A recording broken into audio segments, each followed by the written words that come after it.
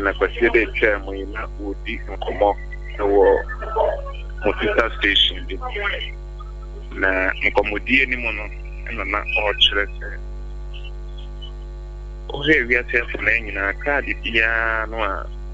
ekita no ejisɛ wo ho sɛ wo sɛ o update anaasɛ unya enema foforo ɛwɔ photography data no a ɛwɔ sɛ utumi ba na wo bɛ akɔsi wo hɛ yɛ mra na ɛde adwuma no 750 section 39. A copy phase, for instance, what bar be register a war in office. Now already say we and the out there that what to every work. And I brought all register now worry and anyone worry what information for now the Camunina and Brano see I was there within 30 days. Oh, by an office now this information say one yes and Milano as a to me action was what they would call a fiancé and not a fiancé a woman. So conversation and not all having and as in command now would be it was just around the sections of the act, you know. And unfortunately then here was in Babon will be twisted or not. They are going to say, if we are young men, now they are reading the card and not a bread there as far for 10 years. Sompa. I mean, and can see so now, then, I was here for an hour, winning now, so and tears is a running mono. If you can't remember, I have 10 solid years. She in society, I say, so in fact, amendments are here, you know, to reduce the card from 10 years to 5 years and amendment and all. It is a motive will be a can or in a boat and many. They reduce the card and non see from 10 years to 5 years and the most in and then for a kind of a numerous yaremo. Ah, yes, my gun. Yo, na ora William say, Yanshe.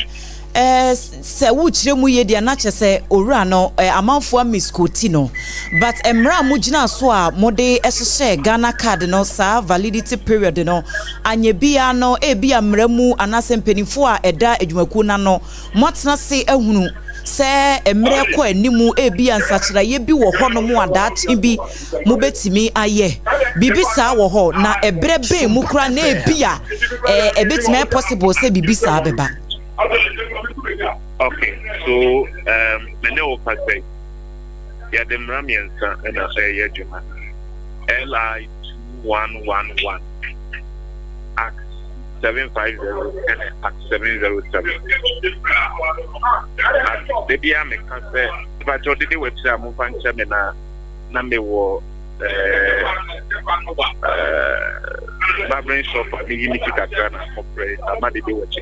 Oh, okay. Make ranka me baby son once but yati wase. Okay, but what was so? Rano essaying if is the moment that the issue card no at the Ama Ghana.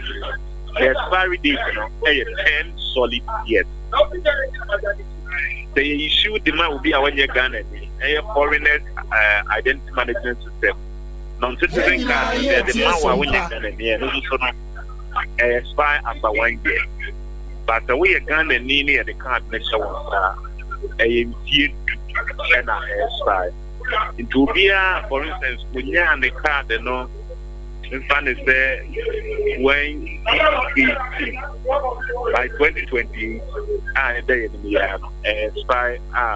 on the paper assign other release. And make sense to say, Yan say the other amendment that ye say, the card and then, you know, if you it happens in the event. And some penny for the confused, you know. Only if you move on the card and make it out. The transactions are what they pay, would you travel home, or they register a card, or they could be bank account. But they will handle a bit to keep 8 years and a card and on a test and an answer to the card. A bit to me, I shall be That's when the essay. You better, you will be more on a card and no, like a crab, baby, and song or drink a good unit or no. Now, I say, it could be a study and in a rabbi, and why? Now, of the person of the office, no, but the year for now, and you come. Sompa FM. And Ancatano, the Alpha, photographs, because the test in carry acceptance there. The issue card and the now handle card in the year. You can only come for update and answer better card after 10 years. It's a ceremonial of what it can. It's much more could apply as the executive secretary. Kuniato so secretary and decided the rather amendments are here. The FSA and say, you know, what you know. Also amongst the register. Nambrana say and was a registration of a war. Embassy in Inquire. It's a yen sacra Nambrana my payama. The CBI co UK. Ghanaian community a UK no. Omo apply card no online yeah. You get to be a movie out of the embassy. Acquire registration on the issue card na amount. I am to Marebia. It's a no amendment yeah no you amendment na yeah now say book bank and go for yemu card no photocopy no your account yeah amendment amamra na my home fine bank biara ko biara obi biara o ye dwumadie wonia verification another identification na all your photocopies no and brand my home fine na ya twin pa no aso. So these are the amendments yeah the next year be reduce the card and in no from in to the accord in and just are the other. Yo, na wadaro masede wakasi sudue ya Ghana card no dada no sesi ano wa ma yate ase me pacho we no nso no eda so agina ho ma obi a ono so afa na oba beye ne de se bia obi obe register for no so 10 years na ene be wone card ne so ana but I will be via now. And yeah, will be now the China Yamia Doma. Office beer for 10 years. We be 10 years. Na ansa ne beja wa mo akono Ghana card ho asem a ye ka de me yemfa we inform na Moncler emfa firi ho maye yenya complaints bebre efiri o manfo a wo mu ni card ni bi afa ne wo mo ba beye na obi wo honom so a wo bi enso ayera wo pese wo beye replacement na sankrofo no ya wo mo kom offices no a ya na stress a wo mo famu ni ateti ansa na nipa ebetimi enya sa Ghana card no wo be firi ho no kra na ohunhuma boto me pato na NIA for mudi gu akwebo no ahwa address sa challenges no and in fact antana yeba office no na that situation ewo if you say Obeko district na registration na you to me entrance card name out that one but na me no can say under the leadership of Wisdom Perpetuity every single district office all the registration centers about 292 registration centers across the country will be a blank card as a registration there. There was someone virtually cannot end there. Now, my candidate be answered the young coupon and make here or Mudia will see nothing. I'm sure when you are being there upon some nothing where to go before. There are elements the our system anymore. Measures here would be good for me. So I'm going to so a book or month or best create a situation among one children to go better to the other. Obetia. Thank you for the answer. If you are a Yakatre, it's one Ghana for it. Now, we encounter that challenge in one. Oh, dear, boy, a home for now, a website. But a media and a friend, a boy, a money, it didn't make sure to be too much. I mean, can you say? Open your registration and then every in this office, yeah. The same and we are when you did that now for anything for a free. So why you did that? Now, card and then I and now I called you for a bit 125 Ghana to the only district office. The information I will quiet updates update no I was about card this to be here card of your district office which is 60 Ghana cedis. The nationality update if you are registered and now you're probably and when you're glad we are Ghana in district office for your nationality update I 70 Ghana cedis. The highest amount of money I will be here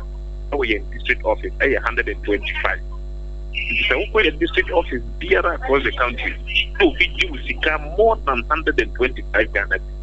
Yes, Sompa FM. Numbers go on the frame. Boy, am I am on you know. Nancy could lose there. Bonina, also, no best dinner with the advance there. I'm get to pass here. I feel many of my son comes for card Niger. I'll be so good. You new here and say, look what the police extract. Now, what they are called any of our district offices. Now, the officers not at the share of Namaya for at the amount. Midway careful. Every single service I obey your office in all the 292 registration centers across the country. A instance. So, for your office to be no big travel there, and let me doing that and then now. But I'm out to send me. But I was only send me, but I was only send now. It's a Monkoyan website for www.ni.gov.uk. Now, Monkoyan number for Monfrey, Namuman report to you. Monfa, in the Monfa, the trim. Now, almost a say, Mama Ghana, a connection. Get near you must be home. At the service, one at my Ghana, to Ghana and kind corner. Echo, Amazana, I have the first. Yo, Ora Dallas enumere Sompa kase yeda wasi ye papa ene obre ne wadaje. Yo, all right. Enti ebusuafo ene ya woti sesi na panyina na yene no edi enkomo no eye head of corporate affairs wono ene bank itahudie ene ntotoya hodo ewo NIA oda no Ora William Ampoma Dallas na nensem a woka ye nyina no wasumu a wose sa validity period na nkrofo se NIA fo ateso every 10 years ede aba 5 years no mepacho no kura bi anim enti memmo obi ena adawo na Ghana card no so won se Sompa de ye ka chem se yaba ne pabene so enti nkomo ne ye di ani edi ne ya clear wo confusion no ne niam ahodo bi a utini mu no entene won ni chichu pa e wo Ghana card no sanse consent no adoso na wo se wo a e bi a wo Ghana card ayera na wo pese ukoye replacement e wo district offices ahodo a wo ma bie wo Ghana half na ba bia no me patcho replacement no eno no ubetua 125 Ghana cedis 125 Ghana cedis enti wo kwa replacement no ne ebisa osika more than data esese wo se nipa no opese obu anase offer kwan boni bi so na oji wo sika bia na wo de wo card no enyeraye na momu no wo koye card no emfumso bia ba wo so eno ne yefre no update no enti wo pese wo kona wo kosiesie se bia meti hei Adwoa ASARE se no na da me card so na emfie no a anase me date of birth a eda so no bia 1992 na ebaaye no wo maye no 1991 ana 1995 a metimi akono makwakoye sansa kiraye no wo so a eno no metua 50 Ghana cedis 50 Ghana cedis bia na wo no wo de ne ye nationality update aha bia na won krata no emu no kane na ye Ghana ni sesia no wakwa akonya oman bi foforo so citizenship aka ho eno so obekwa akoye nsakire wo mu a eno no 70 Ghana cedis 70 Ghana cedis enti district offices ahodo no wo kwa sa services we nyina na won beye ede amount enti the highest amount a wo betua ewo NIA wa bra wo kwakoye bibia de afa Ghana card ho no ensese ebro 125 Ghana cedis enti wo mo sese bia enti emu ya amachire mu akire we won tiase still na bibi wo ho no mu bia mentimi anyia no akọ wo mo official website no so a www.nia.gov.gh ukọ hono mu a ubehunu ne nyina na wo mo contacts enso ewo ho no mo a wobetimi akwakoyi number no wo wo website no so na wafrɛ wo mo enti wo kwakoye o card no na officer bi say betua 200 cedis ana betua 300 cedis ne nyama o sharp yenyama on ten na jo nyama wa bra services na amabobo so no eno abi na akwakoye ewo ho no mo de ya wada woroma na esese ohu se nipa kro no wo pekwan bi so na waje usika enti enchiremu a efa san komodie no ho ena mede ama no ena efuo se 10 years no eye 10 years ensesan ye bia ema ye emfree Ghana card no emu Sompa 106.5 FM Accra hot bite Kasiebo ena yedaswa ya ye kenkan ede amamu ye dane ye hu simeni tete ai na ya banafe Kasiebo no to aso no ye de abreo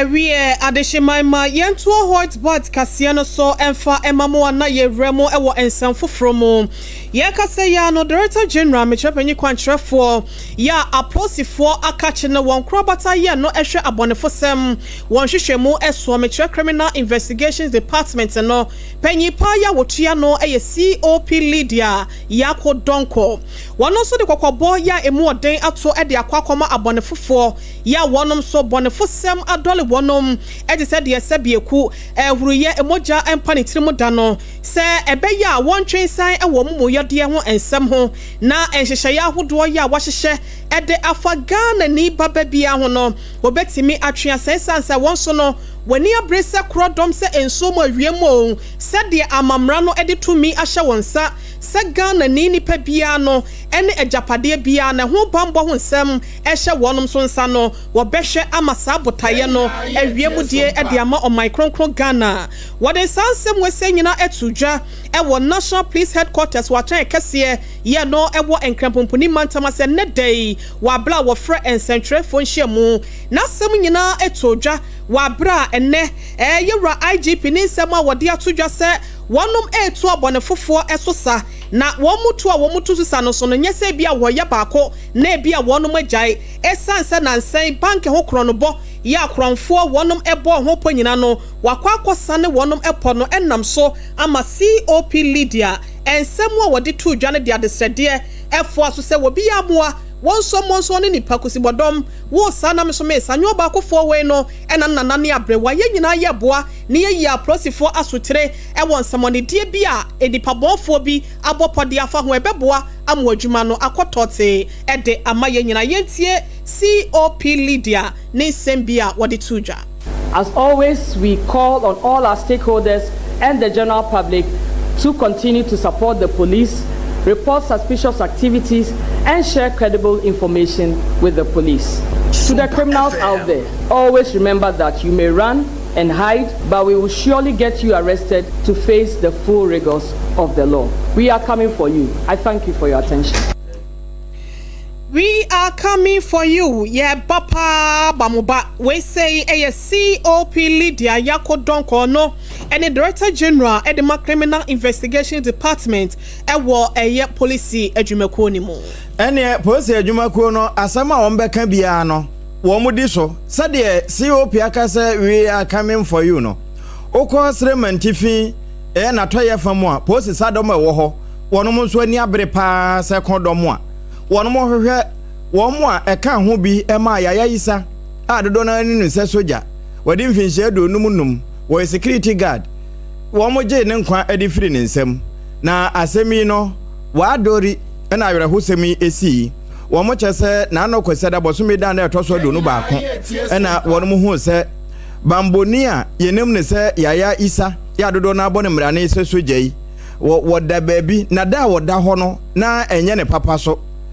sade wo si ededa no wo mo kohwe ne nkranchi no wo mo hu se eye biribi na ato no esansa na moja ntoanto akora esa wo no ho enam sa so ma wo mamu no so edeko wa regional asopiti mo kire ho ede ne kokotoi na ekowie no enhwemu mapese wono mu yobia no wono mu guso na enam se no wo ye muslimin ni nti no wo mo ye hwehwemu no wo mo dane no ede mabusua maja wo mo kokata na chi edadwo adanom na ewie no na post sadom no chichu ene pani a otua wo ma no ACP Peter Kamasa ede to so acha se no kwasem ni nya de a won betena so enhwemu bia ese won mo yo no won be yakwa kosi ase ehu won mo a won ho bon mu enti won mo de kan akwa kotwitwa mfoni de efra ne se forensic audit no atwitwa ho mfoni se de be na won be nya won mo a enam won mo nsa so na yaya yisa oti nananom ewo nse do na se de mu nsam tie bia no nso no ye de beto ye tiefo ewo sompa kase so na post sadom na hye won mo madwobremra na nhwemu no de tie bia no won be kwa kosi ase Dom kuma ye wo mai emra se bedwamu en wo mode nsem bia to dwa se wiase wankasa uti ho aye yi bone enti wo mode wo mbe kasa wo mutiri ho sanse niema bia ban no ye ne gina ye bia wo si no ase wakukuru Ghana e de asi na betiri eso wo si gina ye a wonwene se bia gina ye sie no e famra mu pepepe anase de susuaso bone bi kura bebrete mamufu anase wo man nankasa asumdue anampo se bambo na ensem nyina no eba ya na United States and Ghana entiase apam bia ebeto dwa se amaya hodo no mie no de wo monsa kwakwasha se bia wo bi eti America man no emu na wokodi djuma bia ensese wodi niema boni bi ana wokodan esu ni eba bia di mpo bia ne nkrata asem na enye na US aban ne hunu no wo se wode nia waye enti enya de se wo betimi atena krom ha amano aye ne wo mo boni pa no eba na chia Ghana ha ne ye bie yensem say ye beje sa amanfo nyina awa atu mi pato sa nkrofo ya ye kan wo mo ho asem enya Ghana fo wa ma no ne nko a West Africa bibre mato ya ama hodo nyina so se wo bi kopiem wo US ho na ye deport no a Ghana ha en wo mo de sa nipa kro no eba eno na nedom kuma na friends amtwefo hyiemu e wo mai emra se bedwam no wo mu kiremu ese sa na mo no aban na tu no emfa mra kwan mu sa senke ese sa gina ese no wo mo de ba parliament ho na emrase bedwafo no tela se dwenje hu bobo hu se ade we no ebebo anase emmoa ye beji atum anase ye nyintum nti wo mo de wo ma asem a wo mo kanyina na yetietia se aban no nhye na wo mfa yie entu yie na panyina wo ye ranking member eda bedweku a wo mo hwa amano ni dwumedie so eye Samuel Abu Jinapo wo no na gina mu eden semi etudwa Shebia yaban ene America mayaban akoye no kire se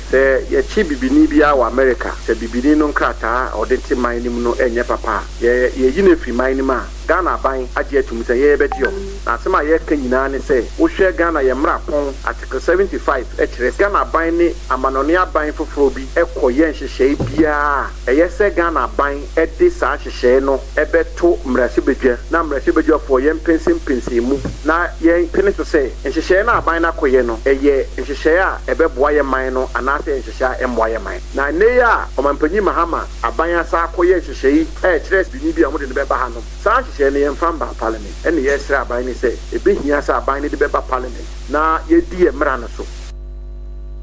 Samuel Abu Jinapo oye ranking member ewo abedwoku a wo mo enehye amanone ensem so ne ene ekutie yi Afeye monremwen ewo Ghana Tertiary Education Commission wonom ene bedwekuo ya wonom hwentotoye ewo eyesuapon sukuu no ahodo nyina so ewo my Ghana mu asenom GTech ene etwaniti ade frɛ wonom nansan wo si gina ye bisa wo de wani ekiremu ewo UCC University of Cape Coast wonom portal no so no accredited tertiary institutions ahodo a woje wonom tum se obetimi akwa ntete wo ho ama yaje watom no wonom de wayi wonom ede afri won portal ne so ni nyina da ene se Professor Johnson Buapon ya wono eye vice chancellor eda UCC ano no eya ade a wo kire se na didie ya wo se wodi as vice chancellor no eya ade a akwa awieye na no ena wonom enti wo ho asente no wo kire se kopim se Professor Buapon obefri suapon mu se vice chancellor no enya ade obetimi asaje wonom atom se wonom eye suapon a wonom edi wo mudwuma e wo my Ghana masenu mu eyeye asami nam so ama GTech etwa mu se wonom epe ensem ne mu nkyeremu ye si ase de a ya wo betimi ate won ho ase a gise registrar ya wo no eda UCC ano no wotimi ede adanse trodo ba esanse Professor Bompon ekoyi eto mu se wo no eyampa se ni dwumadie ye wo se wodi as vice chancellor e wo suapon mu no akwawie nanso no amamra ne hyehyeye bi wo ho a wo masa gina to mu se emfie mienu wonsa ento mu ye ne nyina no ebekwa awie ye age se bia next year mu ho na GTech fo ka se bia wontwe dwumadie nsensen ana se bia wonya dwumadie ne nto ansa na won masa joma to mu no wogi wonom asem ne to mu a enyeye yentwe ni nkonsa enkomra enfamra no ene ababeto dwasa asem no ekire mu e wo court ya registrar ya wada UCC ano ene professor Boampon wonom hwehwemu ya wonom ye ne adanse trodo ya wowo e de ko kire yente no court asa hye GTech se wonom ensa enti suapon no entum se wonom eye accredited tertiary institution ya wonom entimi emblock wonom enfan free aban no ne hyehyɛ ya hodo nyinada ya woye e de masuapon hodo ye wo my Ghana mu no na wonom so de krata babonte sa asem no eyampa GTech e kire se won gina ye na wosi ye no sebi sumye ohwe no emadwen bakwasia so na sebi eso sebi ku wonsesa na adwinte no wonom sem a wokan ye se ne watwe UCC wonom dwumedie nyina sensen e de afiri wonom portal no so no wotenta so to form wasade won tekrema asafa we ekura wasema kanso menwe ya asem na wokan ye no wasan atwea sensen ti UCC won ho afison ama professor Johnson Boampon wono so wachesa wonsan ni dwuma entoa so as vice chancellor e wo University of Cape Coast way ene ensemu a eba e wo GTech wonom ne professor Boampon e na afa UCC nsem ne mu ba Sompa kase yanso yada ne biechi e de maw ene anwumre enwoma suamu na yeda so gina na ansa na ubetimi akọ suapon na ebewie one GTech fo ebenya enkutahodie no setie bia sukuntu aso senior high school e wo so okobie na eno na wo mo a efiri enkodamu ho a wo mo kọ sukuntu aso no wo ma won so hwe aba monten sesie awofo no bi ebosudwe tire se ba bia wo mo susu se wo mo fra na mfa no ekwawie placement ne yam place wo mo ho ye de ebinum atoto chiri sabi wono enka wo pede ebe no efie senior high school ewie ye de na koto hwere ma wo senior high kwantenten sabi o ne kesi kanko akora no etime hwe no etua na ho nema ema wokọ obese emfie miensa no ewie na eno na wo mkọ bodo mpem ewo enwuma asua so ewo maboboa no ana wo monte wo ho ase no empenimfo nso akasa wo ho ekere se no kwasem ni sede mofra ne bi kasa ba bia wo mofa ya amfo anto ho ena ba bi nso kura de wo moto ye nye ho na wo mofa no nokure bi anim ba bi obi ada ne ye de wo fae ena nya de aga na nwuma asua so ye na placement fo no de obi akoto ba bia enye ho no wo fae na de oni amansa di nkuta ho ema adwumakue Hasmin Mohammed one na chire mu sei e de chire yen centrofo well that one will be investigated, and if that is investigated and then we are able to confirm that that is the reality, I think the CSSPS secretariat will deal with that one. But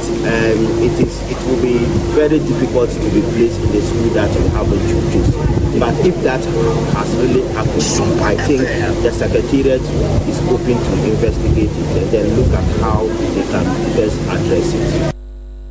Eno Ghana ngumesua so ye no na yi nsemi ya no ya wo mo kasamafo ne amansan di nkuta ho Hasmi Mohammed na akire mu wo ensemfofro emu no Trades Union Congress TUC adwumaku no ene wo de kokobo eko de ama asoya ehye akobedie ensem so na afei Ghana Railway Development Authority for se wo mbe hye ase ne wo ma market kedwumadie no etimi akoso se de wo mo ase ne de a ene wo mo hye na adwumayefo edi dwuma ho wo mo ntwia wo mo nyina ka ansa na operations ne be hye ase a ahyase na ensem we nyina beto odwa sanse tema mpakadan corridor no empenifo Obama ne ese nyame ya doma October ni da edikan ewo afia emu wo mbe hye ase edi dwuma gidigidi ya enya semkuma kura na ensemtwofo enhyiamu ase ene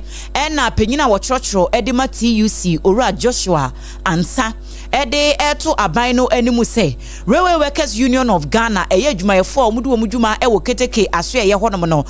bosome be ye dumienu na chesa afeni akire nie wo ma ye adwuma ya ye de biom so de dwade na wo ma hye wo matade ne wo mokọ na bosome na so no wo ma san ba fie nsapan busome dumienu ne ye ntua wo moka wo mo aka ase de wo mo hye nsuo egubo so enti se aban se wo mo aye ntotoye na Ghana Railway Company for enso se wo mbehye operations ase October 1st dia enye wo mo hye se adwumayefo no ye betua wo moka ansa na operations no asase. A company wholly owned by the government of Ghana. As you may already be aware, it's been 12 solid months since the workers of the company were paid. Just imagine the situation of a worker and their families in today's Ghana without a salary for 12 calendar months. The Trades Union Congress, TUC Ghana, and the Railways Workers Union of Ghana, one of our foremost affiliates, have worked tirelessly to get government to intervene and to get the workers paid. We have written letters and we have engaged government at the highest level. We know that Ghana Railway Company is struggling because of deteriorating infrastructure, which has crippled its haulage business. But we also know that government has strangely withdrawn its support to the company. The withdrawal of government support is strange to us because the TUC considers the railway sector as critical for national development. And we have continued to urge government to prioritize investments into the sector. Sompa FM. Ene ya yekotie sesie no eye churchofo panyini Emma Trades Union Congress TUC adwumako no Owura Joshua Ansa. Na Ghana Railway Development Authority eye adwumako mpanyinfo ya wonom hweketeke ehonsam na afenso ne mpuntuo eso no panyin kwankyerefo ya wono etua no seti breakers no Meche Chief Executive Officer edema wonom no eye Dr. Frederick Apo wono so eden samu atodwa ne nyina ne se krote kole abato mpasuya so bia ye bi efro se CMB no eye ade a adwadefo bi ewo ho ebi nso atena wa kya kyerɛ se best mfinsia aduase ne ene bi Apo won sesen ya wodi won dwa edi won kwi ewo ho nanansenya da ena eye wofo no ekwaye adesrade bi edekoma mampanyi John Dramani Mahama se adaroma wanya nenteye se Ghana Railway Development Authority for no epesa wagye asase no edidi won dwuma na namsayo so amapanyi pa ya wono da dwumako ya no aba bekasa etrese ne yekoso no wanya wadwen se wo bebo amanfo no aduane egu empo ye kasa ya no mrahye bedwane ya wono ewo empesua no so Dr. Zinato Ajima Rollins wone no eye nkasesie se beya wo behwe na watoto niema amakom yo etimi atodwa ewo omanfo no so abobo no ewo mpotemo efa sasem ne ho yenkwankotie Dr. Frederick ni sembia ene wode tudwa efa ho. At the moment, we are going to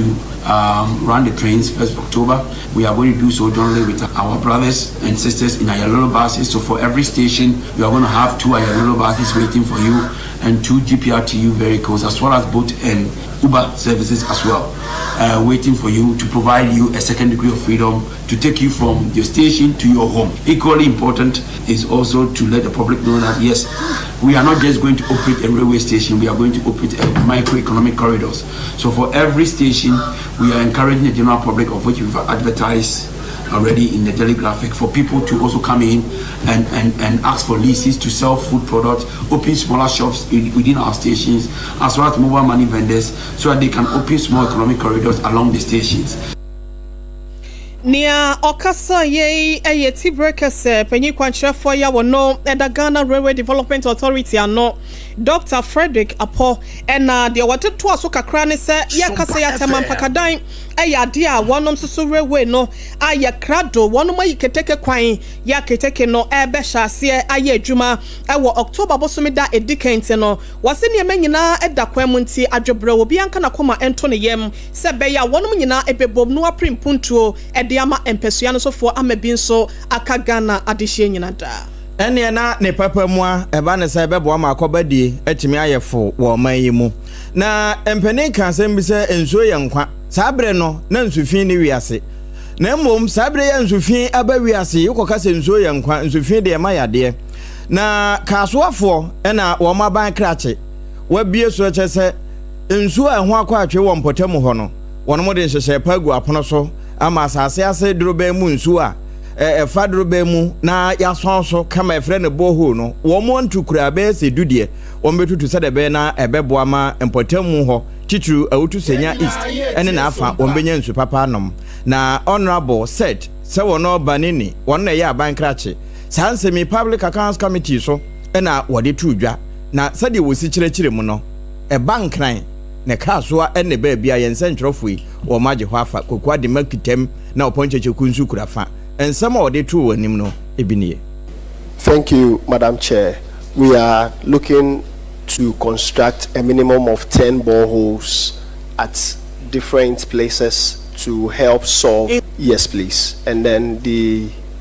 cut out areas within the municipality. And then also to expand current lines, we are looking at replacing the boosters that help move water into various communities. Some of the boosters have been identified to be obsolete, and we are working with the Ghana Water Company to replace them so that the little water that comes in can be pulled up, or the suction force could be increased for distribution. Thank you. Thank you very much. We abankrache penny owo awutu senya east abato mpetria no so kaso ne na afa. Honorable said se wono banini na sansemi wo bie so public accounts committee wo mo enkomodie so. Ye toa kasiebono eso ewo nsemfoforo mu ye kasei aban atre niema mu kakra ya wo hyena ya yede eto solatu na kalba mensinu emu no aban a extend sa curfew no ewo communities ahodo anampotemu atwehia mensinu emu ewo savannah mantem no emu wei enseftrofo enkratase ya wo soafo a wo hye efisem eso onunyamfo muntaka Mohammed Mubarak wodi etu eja na enkrata no emu no ebre ya womo asane niema mu kakra no eye anwumre no nwotwe ekosi anopa nunum 8 p.m. ekosi 5 a.m. debia eno ene ensesanye foforo aba ewo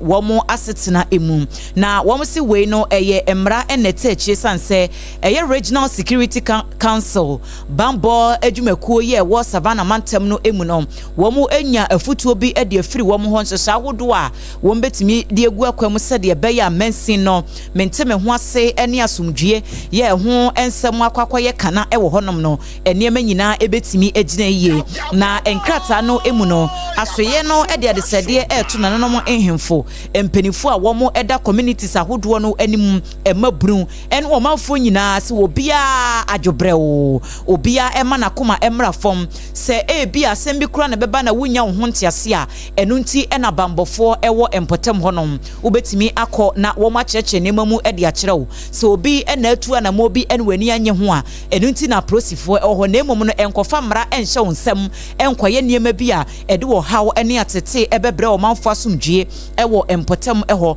na sa curfew na wo mo ayensa kyerɛ kakra wo mu no mepato niema bi batabata ho broni beka se terms and conditions applied aha na de kan ene se wo mo abra si ebe yusu ade biara eye etuo enti firearms no wudni ho kwan se ube yusu etuo ewo empotem ho anase aboba ede dwuma bia ewo solatu na kalba mensinu emu ewo savannah mantem no emu de toso mienu ne so se obi ani ho no mo afidie titafo motorbike ibi no ene 1:1 motorbike no de wo twie no wono nko na wo ho kwan se wo betena moto no so se ehunu se wo biti wachi a ye betimu mienu na mra animu adi na mienu kura ne empiri na miensa wo mo a utiwu se empotem wo so ya na moto de no wan wo mu didi dwuma etu be hunu obi pa na wo kunu te so na wo yiri kire eti akire wakyekere ne ma mienu ba ko won anim ba ko won achi wo mo sesesi asa de ma no nyina no enya de se ubetimi aye bi ewo empotem ho afei entade hyemu so ka ho entade no ade biara ekire se atade we se akontade kuntunu akese fugu akese ya obetimi di bibia hyemu a wobi hu sesi ano so eno so eda so ya adwuma wo mabra saa broni beka se war related regalia woma brani nyina enti uni ho kwan se obesha atade bia etesa woma de adesrede ne korakora won krata yi emu eto womanfo anim se sanhye ne nsachire fufuro ya woma de abayi womo stress womanfo enhwenu womu ni so se de beya basa yontokwa ene menteme ho ase wo savana mantem no wombe yini na de afri ho na asumdue ayiniti Ebusia yenremu ewo MPP amanyoko ni mo enrada ena adosodoso bedwoko ye no ewo amanyoko na wapa wonum no wakotena se ema enipa miensa Dr. Mahmoud Baumia kane mampanyi abedi akire afeye ra Kennedy akompre kwa Japan kane asin central no hyebedwani ena afenso bosomtwe abato mpesua so no hyebedwani kane no ye enwomesua so afo ye ra Dr. wose ye odutwum wonum ko esie enim ema okodosodoso wonum eje wadwenkyere ene wontirimopo yenti enam so nti a wasa won hwene so eyi wanim so pepi se wobekita franka edema amanyoko no ekonkoden ewo 2028 abato ni mo sebeya MPP amanyoko no wombota yeso obetimi asaba abemu biem no ewiemu dro ede ama wonom na enu a wonom ekoye no na kyese bibia ekọ kama ede ma wonom nene Dr. Mahmoud Baumia edna ni kyeremu ewo epoye mantamo Eastern region na esanse krobia no eya na ewo aboboa no nti ansa na obewremu ewo epoye mantam no kropo ba ko ya edi animu pa no eye nkokọ wone adehye ne ekitayefo ya won mo amanyoko ne mpanyifo ekodi ehia ewo kokọ mu na wopie ba abonten no ene ekitafo ne bi esa bekasa ye ya woto ane nto abone so na ho ene epoye mantam MPP mrohye bedwafo be se edunum na esa wohwe epoye mantam ne mu a no hye bedwam no eye dom kuma na fa no wonom eye aduonum yensa ena emu edunum ato wonchitaye ede ama Dr. Mahmoud Baumia kyerese yepe obi ama no akoko ade onim to no ena ya yeta ede ni gina twere no anu nti no wono ena owo ni gidie ewo ahofama ewo ni museso obekita franka enni chebi MPP amanyoko no ebetimi asai ababan mu na panyipa ya wono ejiremu ede mamro hyebedwafo edunum eyo onmonyafo Kofi ahenkramafo wayamro hyebedwane de ma dehye yo mo achiase abato mpesua so yenkonkotie bra wogina simpie so gina paso eji akasemo ya wo kasa no ensebia efrina no etofom. Good morning. This caucus comprise 15 out of the 23 MPP MPs in the Eastern region. Our purpose to endorse the candidature of Dr. Mahmoud Baumia for the flag bearership of the MPP for the 2028 election. We are doing so because we are clear in our mind that Dr. Baumia is the best candidate to lead us to victory in 2028 election. Having been well marketed and having served as a Ghana's most impactful vice president, he is the best option politically and policy-wise to win us the election. Secondly, he is a candidate who demonstrates the characteristics that Ghanaians want in their next leader: humble, effective, and embracing all persons. We need a leader who unites and not one who divides. Finally, after all the propaganda heard against the MPP in 2024, it is becoming clear day by day that Baumia was right in many of the things he proposed. Now is a time that more Ghanaians are warming up to this idea. Changing him will be setting ourselves back by another 16 years. We have the committed and will work hard for him across the region and encourage all party members to firm in their resolve to support his candidature. Asemi Dr. Mahmoud Baumia ehu kayo watrese na dwempo ahodo ya wode tuja ewo 2024 ni munyina no ene ena Ghana fo ehu sampa se na enokre na so mehu yanka akache na so adua hwe no yese achia emuye esrabebo nyina denti no wonhwe no wonsanfa ne mrabiem na ebusuafo se ye hwe nipa be se dunum a oyemra hyebedwafo yi ewo apoye mantama wato wachitaye ede ama Dr. Mahmoud Baumia no eyade a yewura kwasi akwa oka ho odamra hyebedwani yewura Charles Oredu Abrem abato pesua so mra hyebedwani yewura Same ewuku akuapem North afa Kwame Apia Kodua Fante akwa North Kinsiri Ajimai Ebuakwa South Nana Kwame Ampao ya dodo na friend Buffalo Ebuakwa North ene dodo na no ene kase nipa wesem ho a ye kase Mike Ochirebe fi New Joburg South so wono so eka ho bi ene wo chese Dr. Mahmoud Baumia wono ene betimi akonkodin no Ghana for ni titu MPP achitafo no ento wachitaye enfama no ewo promise a wo bekon sebe ya enkonimdi a wo hwe ni mu kwan ewo 2028 abato ni mu no ebetimi akoye ede ama wono. hot bite kasebo we kasebo yesi enye wo no mo se bra Facebook no so Sompa 106.5 FM Accra na de behwe woni so ade na hunu wo no mo ato wo mo chitai de ama adaji no na ewia na anso ho ma remfi se wono ma wona ho apaso no eye wo so no manwa na yewura bran na champon ajamede hye wono so ka ho bi na pani ya kasa se kama se yewura Joseph Boahenedu wasa se ke kansem bia ayate sade okoto adidi ame no na ya aponkyere na ya no on de wo ka ne pranye premfa won ka asem won ta obi achi na mmom ba bia wo gina toto mo ba park so no bra no wo yeso afo ohwe kuayo ene ehon samoso ena sa syndicated loan koko board ho nsemi ebae na mo obi awere mfi se CEO wo ni bibia yo ni nyina bedi kan afa badwafo no nsem ansa na aba beduru aboboa no endi se wonya kase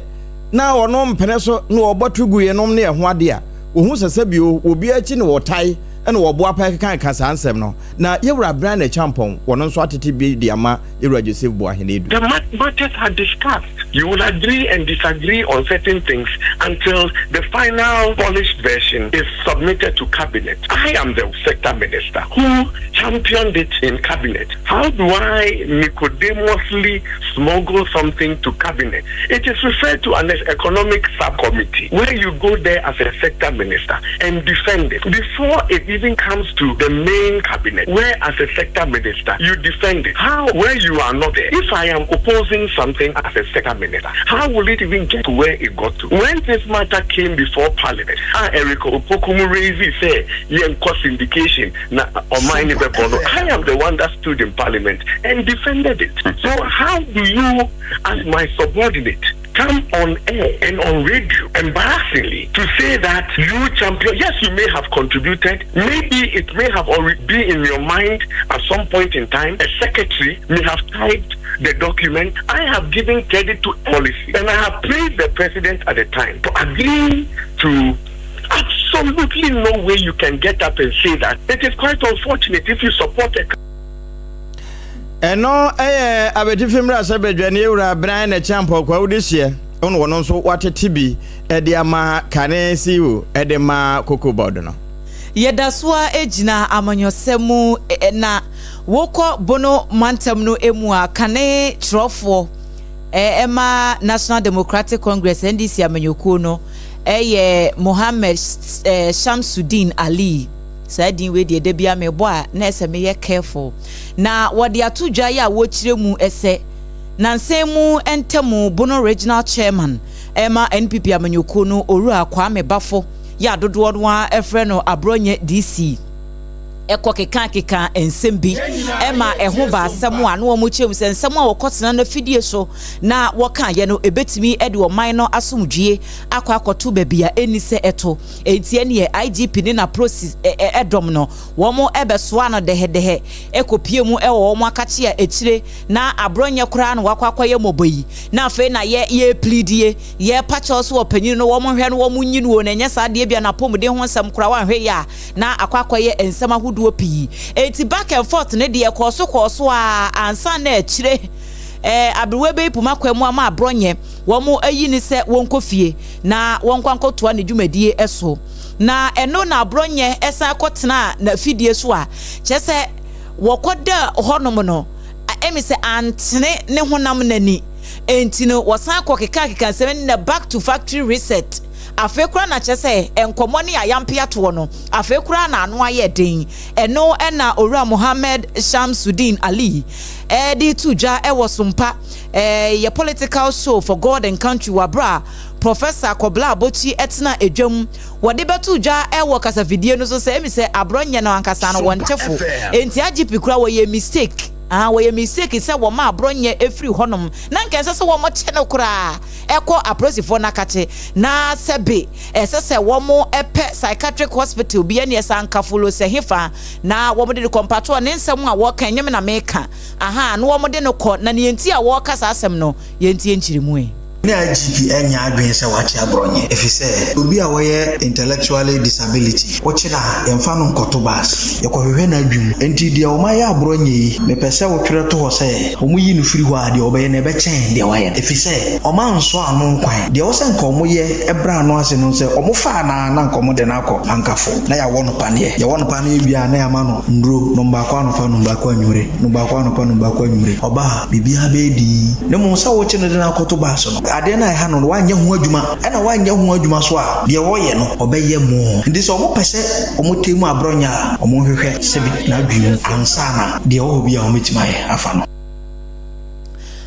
ene ya yekoti esese eye kane trofo ema NDC amnyoku no ewo bunu ismantam no emu Owura Mohammed Shamsuddin Ali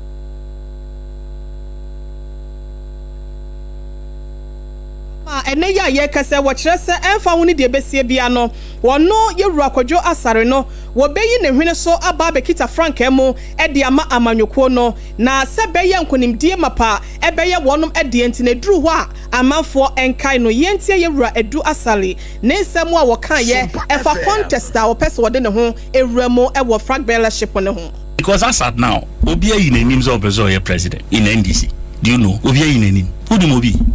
Obia, you dig or concern. Do you know if I will contest the opportunity to announce on this platform for the first time? Say I will contest. I Kojo Edu ASARE. People want to still bring my name Benedict back, but I refuse it. I will contest. Time is if I can. I mean, am I not eligible? I'm on for the the candidates. Kofi Palu and the others. Oh, Nasai almost. I mean, they are my contemporaries. They've all been presidential candidates. Why not me? Do I look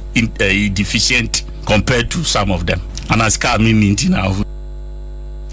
Every nipa wakasa ye kane adenta mro shebedwene onmonya fokojo edu asare ne kasa no wasa epem kwana nim to aso ebiemu na kasa wakan ne nyina no efa efumagudie to a wonfa kwa paso ena ya yetwanetia ekane se galamse no wakyerese aban no esusuye bepre na no ena Ghana fo adehye eto de ma no wobesrese wonsom na wontase ne benim de fo mo ensemu ebeboa ama galamse no na situo no akoba Sahara so ede ama ye nyina no susu se osomo a ebetimi aboaye.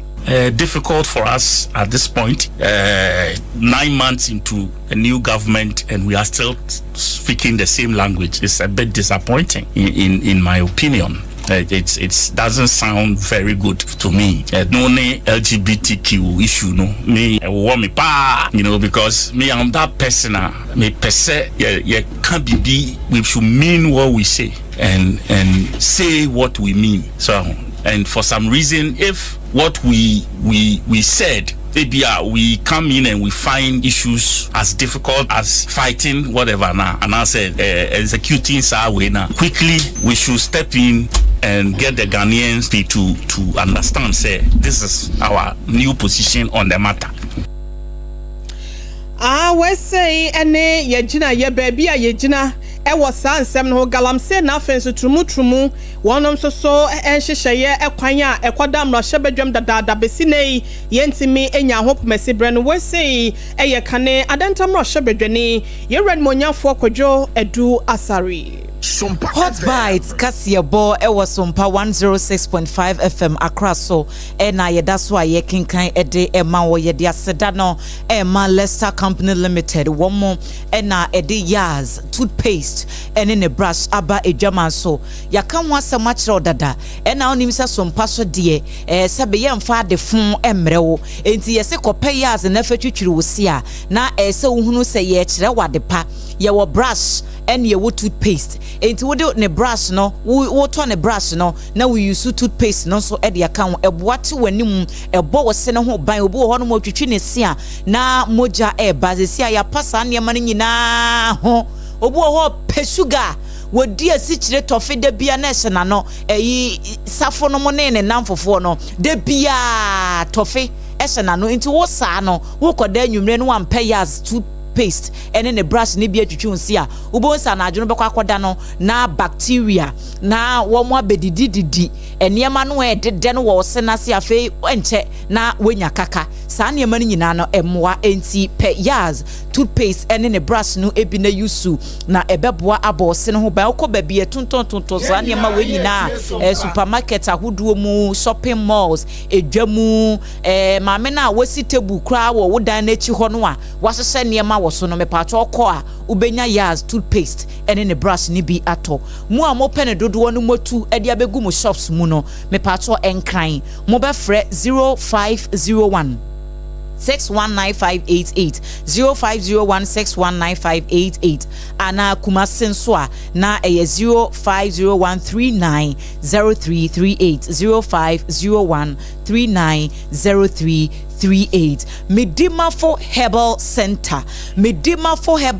Dr. Sebra no one for time ento yade no eso enne Dr. Ben ye o ewo enkran ha sei ewo pokuase mayera kɔ onyera wo de wudru pokuase station hodomo a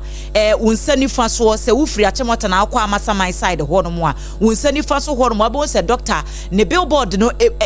bia ho kese pa ya troso Medimafo Herbal Center wo de wudru hodomo a taxi adrobafo no omugu ho no wo se wo kɔ Dr. Time da so wo mbefa watena mu na wo de wakɔ ewo poku asemayera na bibia timi akonkan wo stroke etete wo hypertension na ba betena wo so emfie bebre wuntimi enya wo ho hwe wo kidney no o hawa huduo bebre no abamoja broso afesi kire yade ene niema bi a emwa apomde ho nsam ntimi nkonkan no me pa acho fa kodan doctor na obeboa atenete e de afiri ho na infertility se bia wo ho asem akwakoye den kura de mfa doctor afichire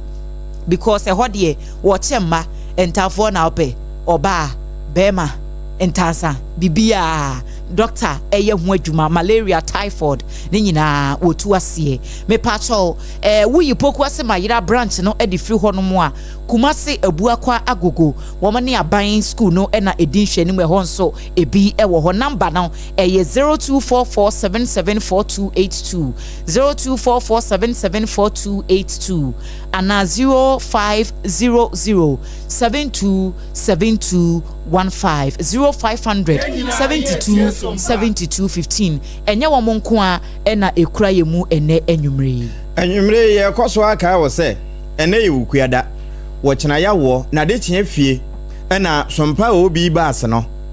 todwa wo dome market ho a wekwestu anim ho enti eto nsa frɛw wutie ye nkyerɛ se wo ka ho bi hampesa hodo a ye de ba abusua wa anyi bia ebeha me eno nti na Sompa TV nwom no ba bia wo bia wo so osua to na oba na atwemeto a waje wo hampa ne akyede ahodo eka ho Yaz toothpaste and toothbrush a maadwa boss yi wo mukuta yemu ne ade akokoduro ebesere akyerew saada no ewo dwumadi na se ene nti ye sha se nonuma no pa etuomo akoise no nso bebo na nwumre ene nti an wa hye no nso ye dwumadi ahodo a yedi wo fie ha nyina ye bedi wo ho nti kase ebo no nsia de no ye de toawo ewie pe na yasa so ede sports na team wo so sana Prophet Dr. Kofi Oduro was a BM Domi Market. Sada no wom and enti enyu home film, but modern so baby. Ye ba impenin center so nante. My room few 21st clinic say ya dear be a so ho wum ye. Test ne dear, one be her liver, one be her kidney, one be her cholesterol, glucose, nene aka ho nyina and enti abusua so ahobra na wono mo enhwew na ya dear bi amfa no mum. One more test na malaria nko ade a Dr. Tafrija woni e na ekọ time herbal mixture eka ho bi na wanya bia nonom na agya wo ho atọ na ye ka ne saa no abusua yesi ye dia dibio enna ye ma ohoho wo timesere na wo kafie nso Bell Beverages kan ye ho ne ye ba wo mo na aye 7-star Bell Malt Bell Cola ene ne aka ho squeeze mo grapes orange ne pineapple flavors papa no wo mo na ayo ene ntika ho na wo ka se for the greater good na num say bella kwansu no wo ka ho asem sana refreshing Ghanaians one sip at a time eno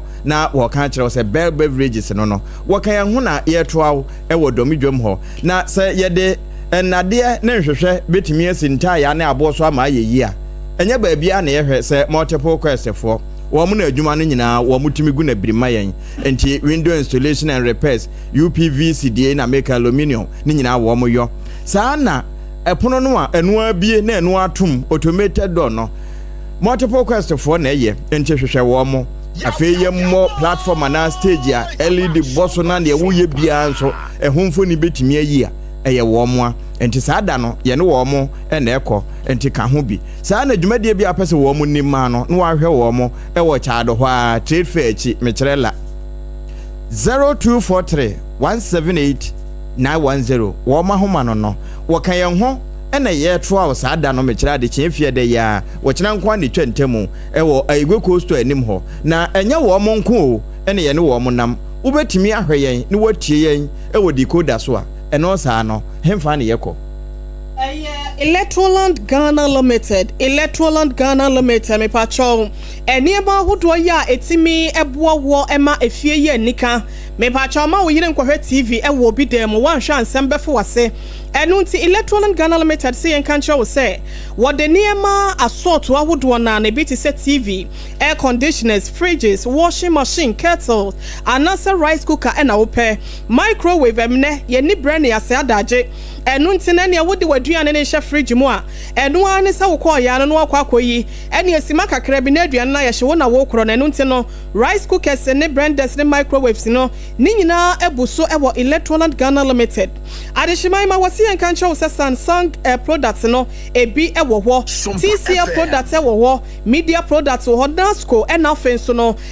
companies ahodo ya wo so wani je wonom so products wo no ni nyina bi abuso ewo Electroland nti no to amika fo ne kire mu ewo branches ahodo ya wabiebie no man mafa na nyina ne introdo ne introda so neko ekogibi wasi nipa dunum ya obedi kan aba ho no 50% discount no obetimi e the amount na wachewo achede dodo na so e de pi so tachi maifo mo fa mani enkire mu ewo Kumasi kwan no so basodo ne no e na edi animhwe Kumasi Kasi Junction e na face so Tech Junction won sabeka no enkra ha dental barrier afe dansuma runabout industrial area ho off city ho na wone Mekwan Plus no e na di nhwe ne mokọ na kwaje wo de sunya ne mankesim Cape Coast takra de ene tamale ne mia no e dọson for 0245 949495 0245 949495 na eno echi ne sane Apam Dadaa esika ye no time herbal mixture for wonum ne ya ena to kese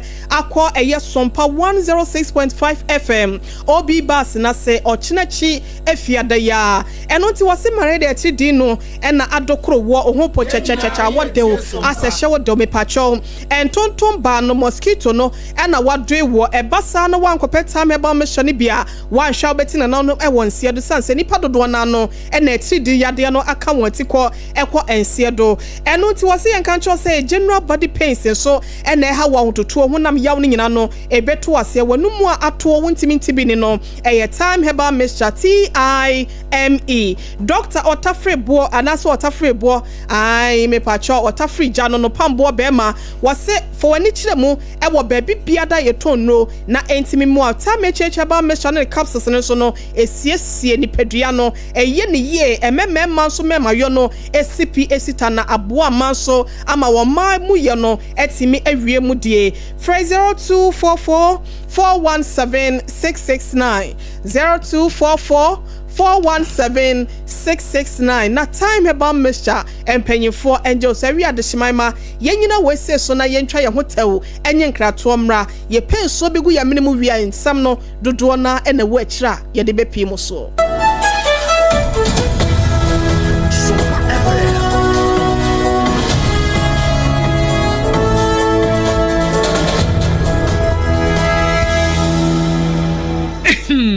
Medo, Edrano pa wutimi to boase, echichiwusi o. Do. Na so ni se me the Yas toothpaste and then the brush and the chimisima minya homeka. Sentina ya bokoi. Na me me all-time favorite. Yas herbal toothpaste and then the brush. Abua me ama say menu musuwa nyunu anasa de share. Me sen fim me biem. Na won hwasa me sin aye fita asas recha homa. Na et brightens. Yas whitening toothpaste and then the brush and then me di shimisi. Entina wo sin fe. Na Yas total care gel toothpaste and then the brush ni de. Ebo wo se ho ban. Demu ni nyina. Ema wo numu ye sham. Oh yes. Enukratrodo. Yas Herbal, Yas Whitening, and the Yas Total Care Gel Toothpaste, and then the brush. Abusian Chamfa. Sawo Pedudu 2 Ewon Kran ha. For Leicester Ghana Limited, and was 050-161-9588.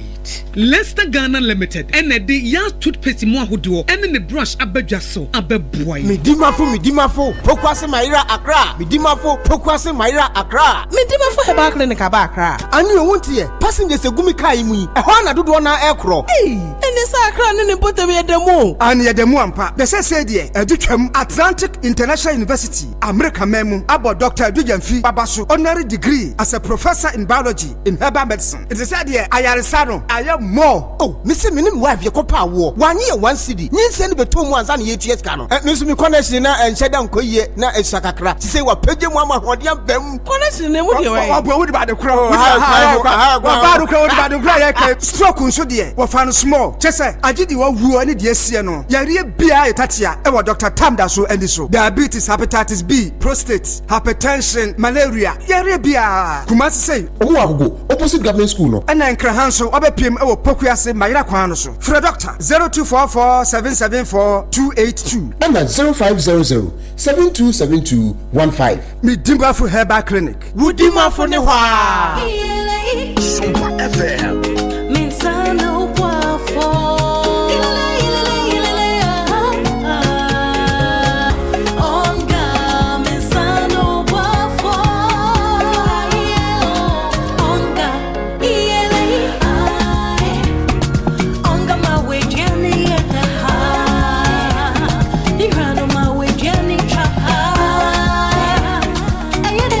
Da obiari hia emwasron kubia ebemani ni opepa aye de change onga mama sano boafo FDA agi edwedie yin krato ya so sano boafo.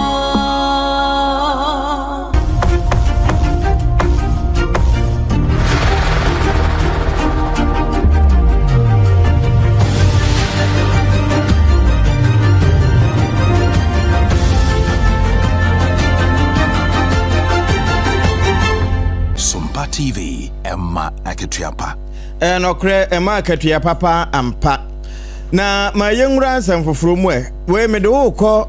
Hope for Prisoners and Social Justice wo ma boboa no na Kwakudua wo na etua wo ma no sɛ national president ya brano wo mo ya aye edi wure na duafie ekokoye wo mo aye no wo mo kɔ Kumasi Central Prisons titru ne emamu ho me kyerɛ fimu ward ho na wo mo kɔ no wokoye wo mo aye ebi esemina emo nsu anwa na sikabotena ebetimi aboa ama dontori ni die no wo motimi asososo kakra na wanya efie die no nsu bi dia frem na ma wo mapomuden etimi agina ye na Kwaku kire die ntia da ne da wo mo yesa aye ye wo ho se o man yi mu ye dikai ye bedicate public about criminal offenses any ohawa business ene eyeda ye baha abesra ye nuanu ma omudam ya mu officers no so mo hote sen ewurade adom mu won kwa bija mo ho a ene wona mo do mo so no so ewo ho eno nti adifense ya mu se ewo ho no enye me na Kwaku bia as national president no misika na ye bebu ho ya wo mo eniga na ha na bi nso wo ha mo mo se nyame adwuma bi ni se ye bede no biafo ti ye meboa wo mo na said ye tie ne wo pepa enso na me se dwumadie eni awoti ye president Edema Hope for Prisoners and Social Justice na Kwakudua na ewie no Chief Officer Lucy Atakoko wono ɛna wɔgye nneɛma no nyinaa na wɔda ase ɛna wɔkyerɛ sɛ ɛnyɛ sɛ bi a yɛakye wɔn agu nnaduafie nti na yɛhyɛ wɔn ani ɔyɛ na wɔbɛfiri hɔ bɛba no na wɔayɛ kɔtɔ bɛsom ɛwɔ abusua mu wɔn wɔ nhyehyɛ ne adesuadeɛ ɛwɔ nnaduafie hɔ titiri vocational training programs a wɔn mfiri hɔ mmara no ɛbɛboa wɔn ama asetena koraa ayɛ mmara ma wɔn yɛhade de adwuma no yafa na yɛyɛ sɛdeɛ society ɛne ɔman no hu sɛ yɛyɛ no sɛdeɛ ɔkaayɛ no aha yɛkyerɛ nsa no adwuma bebree because ɛyɛ yɛbotaeɛ bi ne sɛ yɛ reform ɔmo to woba hu sɛ ebi sua ade pam ebi ɛto paano bo fruit ebi yɛ tire wɔ hɔnom yɛkyerɛkyerɛ mu nnwuma bebree na sɛdeɛ yɛyɛ nim no yɛbɛkyerɛ nipa no adwuma no a wɔbɛhu no ɔba abɔnten a na abɔnten sofoɔ no na ɔmo yɛ nipa no kaakae even yɛwɔ image bebree ɔmo pii ɔmo pamadeɛ paa but obi wɔ hɔ baabi nipa no firi koraa ba ɔde nsa no adwuma no baeɛ a ɔmpɛ sɛ ɔde n'adeɛ ɛbɛma no ne nyinaa ka ho ɛna ama ɔmo ba a ɔmo ani ntumi ɛnka Lucy ata no wɔno ɛna wɔgyina wɔn nan mu agye nneɛma no ya wɔwie ya wɔda so ahye na wote sɛ agyankan da ase anwumra na anɔpa nso de obedi ɛna wɔhwehwɛ Yetu fanso akwadie bresamo otwa ne nsɛm ojabom de ani akyerɛ mu ɛwɔ atɔyɛ etifi mantam mekyerɛ Western North region na akontomra mensimu ɛna yakwakowra aban krachepanyin ya wɔno ɛwɔ wɔ ɛyodmonyafo Joseph Apia wɔno so ɛde nsɛm atudwa sɛ na pɛn so a wɔba ɛbɛdi aban krachepanyin adwa no ɛnepa dodoɔ na ɛna wapre ɛde ama na dehye ne titiriw ɛwɔ wakwan ho ɛnam drip dwumadie ahodoɔ a ɛna machine no so wetimi ɛde ayɔ na wobubu ne krokro e de kyerɛ sɛ yɛnkonkotie na yɛba nsɛm dodoɔ na no ya wɔde ɛto dwa no yɛde ato aso amamo me buy drip machines no shase wo bawa electoral area itwa bawa resiba ye no ne san call bawa kramokrum ye wie ne itwa bawa ekɔ eyetewie krum na bawa ekɔ krobulai in fact the free bawa ekɔtɔ ya bi wo ho eno me boa mo ebo ye wie na me wura mu wadukosi na dukosi aye kama na mesan aba akontom na to dade so kwan ye sport improvement ne say ye ntwani nyina mo ne mo ba bi e ha adwen e maka ntimi nkoma pepo no so ne ba nsuo tata ne de na okɔhwa a ene utumi so ya adwuma ene ba nkodum de kokosia ha va nkodum kokosia ha no de eye timbafo a omo kwan no so ye papa ejan ye papa boys ne timbafo akukuda omo kwan no so no fa omo bua fiwa no say district assembly common fund no mrada ho e drip de ne nkan wa fe na drip de beba nto omo abua fiwa la no so ya adwuma me ne okasa sisi e free Kalkurum junction e de kokurubo man people be mi ensa ho ba so nya kura in fact akotwa agravre ne kama Awusia wonmonyafo apia na no de sam no ampem wada na na yenyina yenim se drip no district road improvement project machines no ya ade a Apam Dadaa wotwa mu na danko akufo do no otua wo ma no ne nsa so enenam a eba ese be ya kwan so no ebetimi ayehye na monchemonka ya piepie wum nyina no wobetimi ede atuatue mu na so no yewra apia kyerɛ se wobi obekasa na danko akufo do ne MPP aban ene de drip machines no eba ya na sese adwumadie no eba ya bia no wonsi ne hu na wo kyerɛ mu nipa kura na pen so wode ba ye ene de a enam so waka sansam machines so say the adwuma na benefited the communities into egusu drip machine abebo drip has always been there yes I am fa din am to so say mills na sha ase into ba bia wokɔ no say grader bia say wokɔ no mo ye ne to for road rural district road improvement ye am fa din am to president Kufo oye bi president Mills Mahama won nyina so be yes ade nyina na ado mom de edin onu as usual edin kese de ato so we are doing our best to help. Na ne kurakura mu no wode to dwasa hundie hu nsem we no ehia edema odasani biada enu nti no sania ne modern mo esitie wa bla obetena adwaso se aban krachepanyi ewo mpotem ho no anamon a watu ema hundie hu nsem so etu mpon ewo adehye na fam no eno so hu nsem no sei ena na esitie ohe ayisa krumbola esupa mo se bi si da kodua ayisa krumbola na firi akakakra wo eno nyina anya fiwe kakra beko ahwe nzawra bola ya nzawra assemblyman na unit committee chairman eye Oscar no nyina re ya no pa ko ya ye fro ba mom krumma no asode wo ti mi ankasa me de afa me de atom ho so assembly na be recruit ni papa ano papa no de mfia ogina kwan ano papa because ena nzawra for me kam obi ati se akola bi obetu bola gu age below 18 years ye be sign to ya wo for me man kwala ma bola ho nkwala na to bola ni gu kwan okɔ hwe kwan mu ya na nkɔma ba kwan nim yɛse wo sa adwe sama yɛyi ni maakoma problems a wɔ ha kyɛ no yɛmfa da koro no solve mama o typical example sɛ wokɔ ayisa kroma ɔmo bɔɔla ɛbɛn Ewie adeshimaima yentu ansem no so enkoye nim. Yede kasiebo no ekowie ewo amanone na uko US mine emu abeto dwase adan ahodo anase fie a wo mo asisi no amono ya wo mo eton no sese no eyade se apagye mu pa chese twa ene eto na amanfo so fom pa na wo mo chemu se last month na yebosumi a etwa mu no discount kura wo mo epagye mu kakra sanse na amanfo kura tete bench ya wo mo no mo buki wo musika se we wunya wie ya na me ba beto we so wunya wie ya na me ba beto nti wo mo te bench na kura no wo mo doso enti ene discount no ye te so se den anase ye pagye mu se den kura no a so no a wo manfo ba no wo mo ekire mu se efri afimpinu ne aduonu mienu 2022 edi besi afi 2025 no se wo compare ti mu se afi de ne de yade se mpagyamu a abamu no enye easy kura afi de o manfo fom dodo no a ye new single family homes no eno ebia menkoa bi anase bia mene nipa mienu miensa bi abusua kuma bi aha eno dodo no pa ena wo manfo atu agusu ene enya semkoa ne ye ti krom ha sabrabo na ye de ne ade amanfo so na Wamo foma dan ewo US mino emu no yede kase ebono asi na ensemu a yede beso mo safei ene waka ye ho na de di mu akoten ni bi ene se National Identification Authority ena ye adwumakuo no wo mo de abetu dwa se sa Ghana card validity period na nkrofo se wo mo te so afri 10 years e de aba 5 years no wo mo se no kure bi anim na CID4 ya wonum so o mega na mu won panyi kwankyerefo COP Lydia wono so e de kokobo ama akrofo tachi amoafo se wo beti wonum ti no onyina ye pani bi ye fra ne ye yisa wadi mfinhye aduonum num wa afa ho no wo ma agene kra afiri ne nsam aposifo wo ho adi nsi akantam se wo mbe wura ase akohu de nam so a pani ni ti nanan mo nse do na dodo no a eka ho na ye de beso mo Sompa 106.5 FM Accra oti enka so ewo Kumase Sompa 93.1 Sompa Takwa de techi mansunya nkranza doma afi Kingdom 106.1 ewo Mankesim so woti yenka enwumrei ewo ehonum yenom a ye bekenkan ensem no edemamu midin ede Adwoa ASARE mene triple A Ejapia Apam Dadaa Oheneyere mame ekwia yebuwa esia mabronya abrewati ayesori ejoso ama third service mango day watime ede atoaso ede amamo